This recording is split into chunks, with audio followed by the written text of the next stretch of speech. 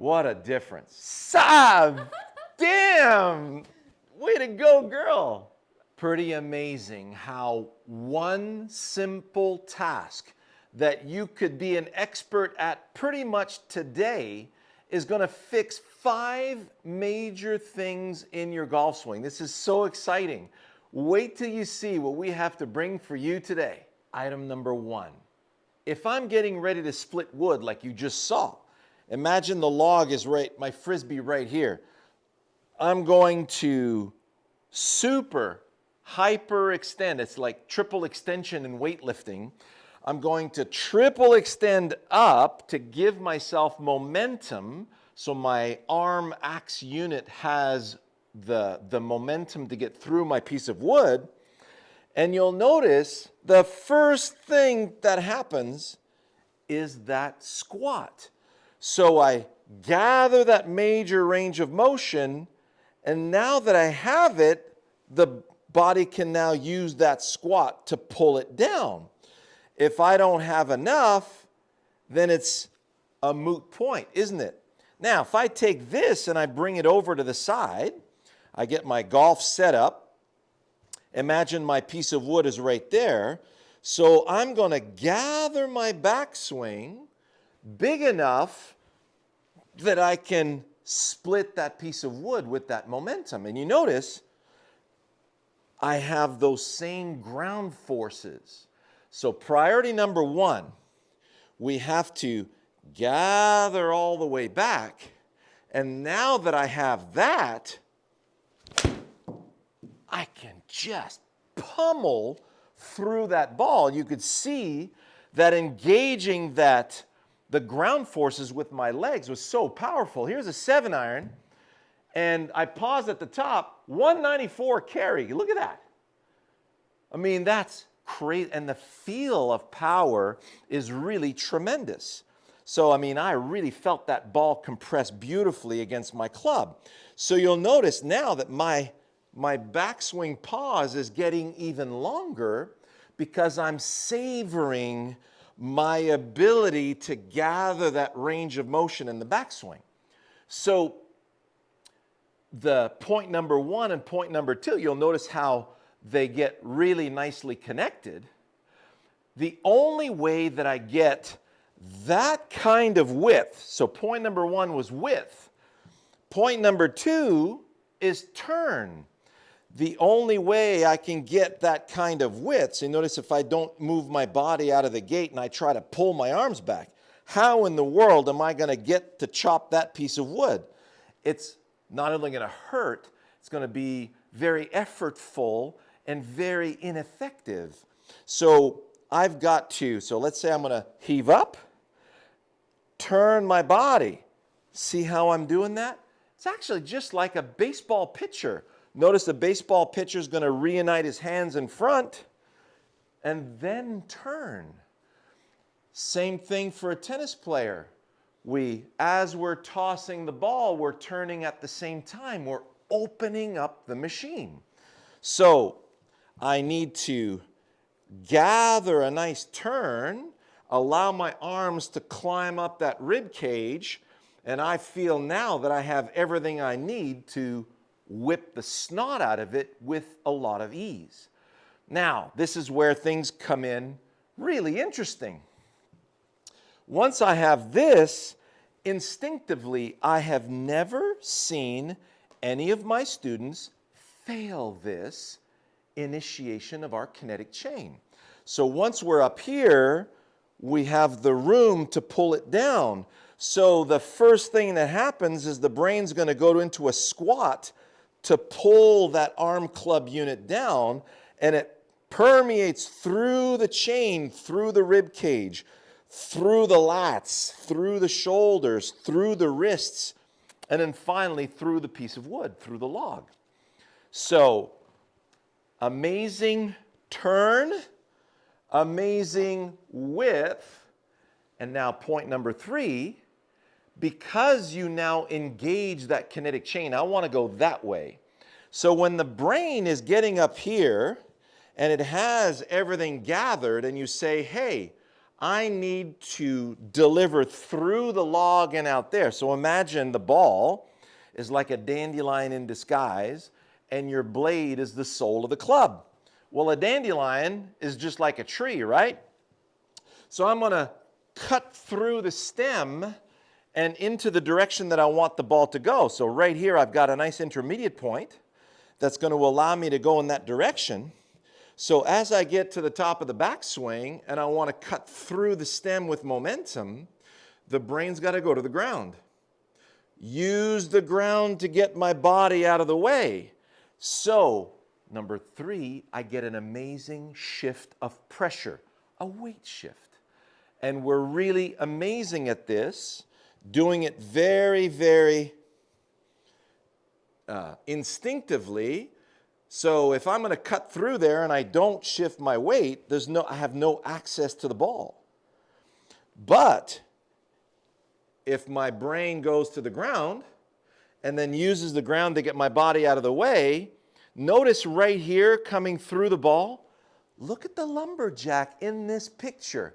He just finished splitting a piece of wood, it moved off to the side, and then instinctively he goes in, steps, look at the lag coming into that piece of wood. And then the axe comes through. So if I have my axe right here, and I'm splitting wood, and I see that, notice, doesn't that look exactly like that lumberjack? And he was able to get through the piece of wood. It's so instinctive. And once you see this clearly, you'll be able to execute brilliantly. So I'm going that way. I gather up. I've got my arms floating in front of my rib cage, and it feels like everything is beautifully centered in here. If you go to our previous video, we talk about being under the weight. Well, I'm under the weight of my arm axe unit. Now I'm going to take that sucker and I'm going to whip through that dandelion stem in that direction.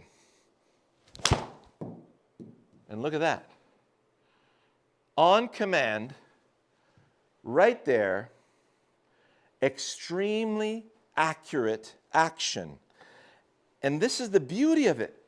This axe delivery is a self-preserving reflex action that's built into our machine.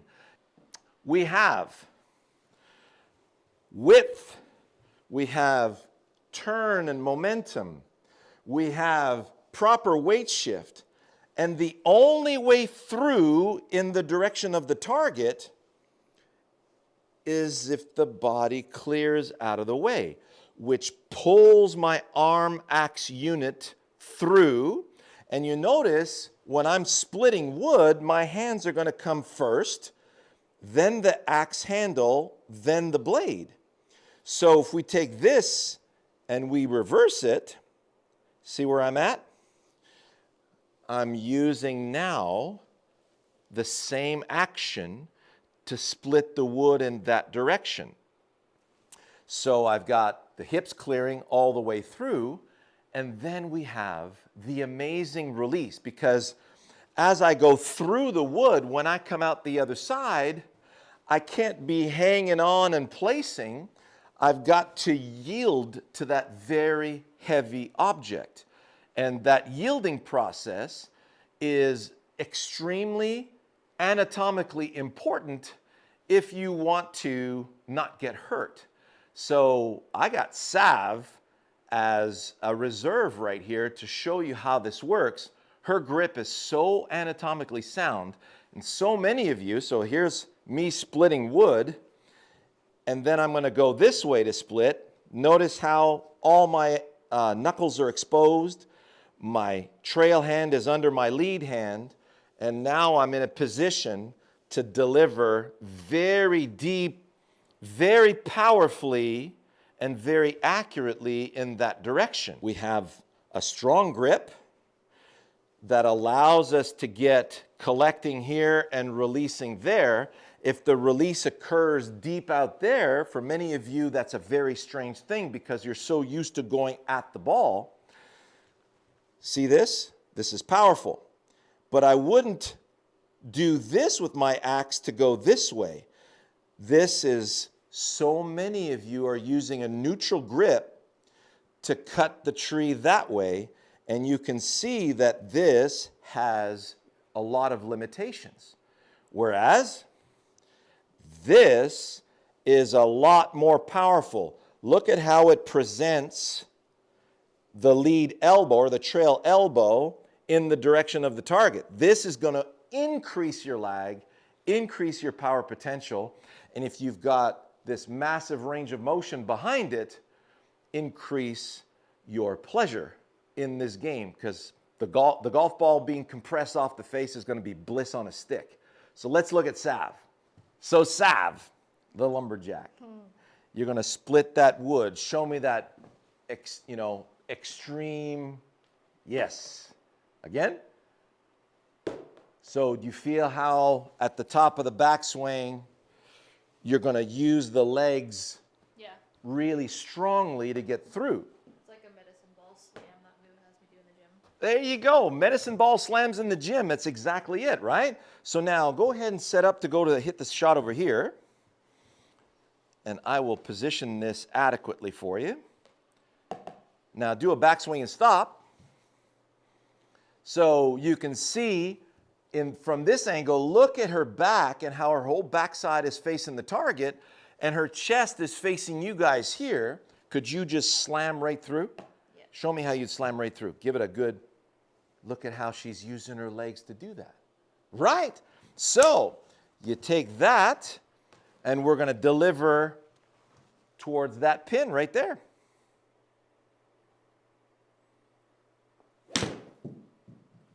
Not bad. For the first swing of the day. First swing of the day. What iron you got there? 6. 6 iron. Amazing. Now, go ahead and deliver the weight of that arm club unit into that picture. Oh, does that ever look good? Close. Man, there it is. So that sounded compressed. It was. That swing there is a keeper, you guys. You'll be able to put this in slow motion? That's almost 190 carry with the 6 iron. Yeah, exactly. 190 carry with that 6 iron. And holy mackerel, right? So you're hitting 5 iron over 200 yards for an itty bitty thing like you. Mm-hmm. And so there's no way that Sav could compress the ball with that kind of assertiveness. First and foremost, she has this super strong grip. Go ahead and face the camera. Look at how strong that grip is. So if you were going to do a swing in slow motion here. So gather. So we have this beautiful freedom here in front of your chest. Your whole backside's to the target. Come on down and show me just before impact. Look at this. There's the imagery we showed you before with that lumberjack. See those hands coming through? There's no way that she could compress the ball if she didn't have this organized compression chamber from the arm unit. And now from there, it's like there's the collect. Mm-hmm. See how the face is slightly open? The ball compresses, comes off the face here, and then Sav's got this big release towards the target. Yeah. And super strong grip, and look at that. She actually had a fade on that ball. Yeah. You don't hook the ball. No, I don't. You hit, bitty draws and power fades. Yeah. Amazing. Let's see you go with one more. I like the longer pause at the top, like Cameron Young. Yes.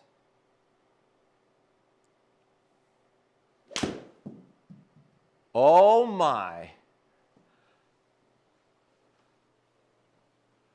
You like the longer pause like Cam Young. Yeah.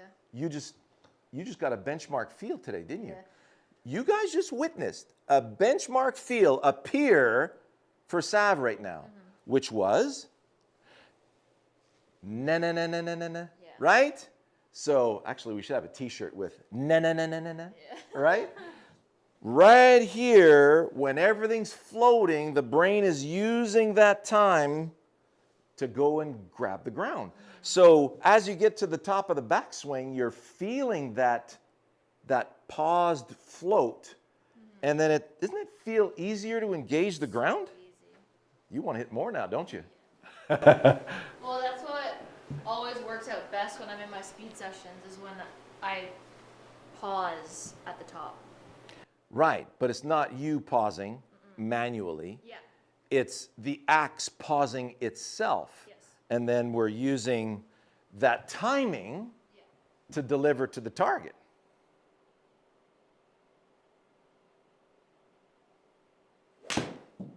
Wow. That ripped right through. More speed. Oh my God. That one I just didn't stay with the shot. Yeah, but look how far you went. I know. You just carried that 194. What a difference. Ha ha. Sav! Damn! Way to go, girl. That is so cool. I haven't hit a 6-iron that long in a while. I don't think you've ever hit a 6-iron that long. No. I've never seen you hit a 6-iron that long. A 190 And now. and those are blades. Those are the King Tours, which don't have the beef up lofts. Ricky plays them. Exactly. So I think you may be hitting a 6-iron as long as he is. No kidding, right? It's speed training. Yes, good speed training, good technique, good lumberjack technique. So get with it. Enjoy this information. Enjoy the newfound compression you're going to have with the ball. And I hope you have as much fun as we just did. Way to go, Sav.